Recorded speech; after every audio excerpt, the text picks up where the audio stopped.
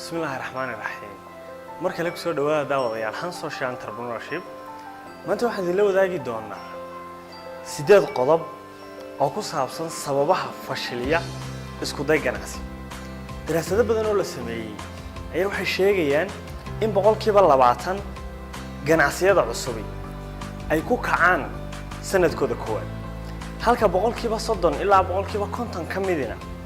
ay sanadka shanaad ku masalifaan waxa la sheegaa 20% ilaa 30% kale oo kaliya ayaa ka gudba sanad guuradooda tobnaad haddaba waxa isweydiin leh maxaa keena fashilka isku dayga ganacsiga qodobka koowaad hal abuuraha ganacsiga oo fahmi kari waaya rabitaanka macaamilka waa mid ka mid ah qodobada keena inuu fashilmo isku dayga ganacsi macaamilku waxa uu baahan yahay inaad fahanto adeegga iyo baahida rasmiga ah ee uu qabo haddii ay isqaban waayaan adeegga aad ka fikirayso ama ashyaada aad leedahay soo kordhiya ka ganacso iyo awoodda wax iibsiga macaamilku waxa si fudud soo degdegi kara inuu fashilmo ganacsigaagu qodobka labaad hal abuuraha ganacsiga oo isku daya tallaabooyinka hore inuu qarsoodi ka dhigo iyaduna waa mid ka mid ah inuu fashilmo isku dayga ganacsi inta badan hal abuurayaal badan oo ganacsi waxay ka fikiraan inaan laga ogaan adeegan ay ka shaqeynayaan ama inaan laga fahmin product ama wax soo saarkan ay keeneen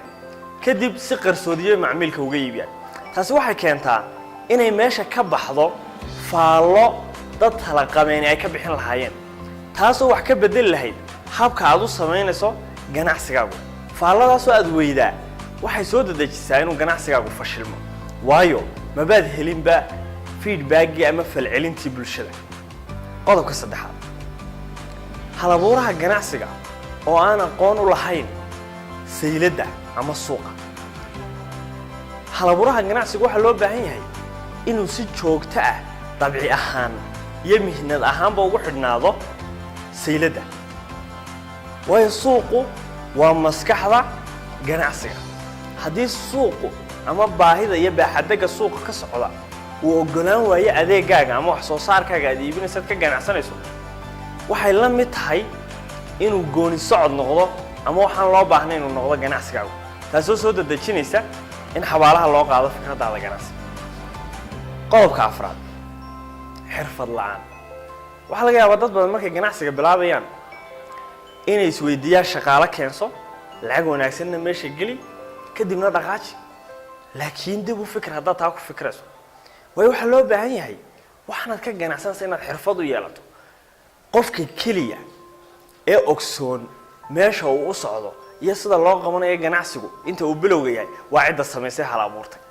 cidda hal abuurtay haddii aan xirfad ama aqoon haba yaraatee u lahayn ganacsigaasi wuxuu u dhow yahay inuu si fudud markaa u kaco qodobka shanaad ee ka mid ah sababaha soo dedejiya fashilka isku day ganacsi wuxuu noqonayaa hogaamin iyo maamul xumo hogaamin la'aantu ama maamulka ganacsiga oo xumaada wuxuu keenaa in tayadu xumaato waqtiguna uu lumo macaamilkina aan la raali gelin saddexda arrimood hadday ganacsiga isku raacaan waxa fudud macaamilku inuu si fudud ugu wareego cid kula mid ah ama inuu ka niyad jabo inuu isticmaalo adeegaaga waa qodob ka mid ah qodobada ugu waaweyn waliba ee soo dedejiya fashilka ganacsiga maanta 6 qodob baynu ku soo koobaynaa aad iyo aad baad u mahadsantihiin han social ku xidhnaada kana kororsada horumarinta ganacsigiina iyo fikradda ganacsiga aad baad u mahadsantihiin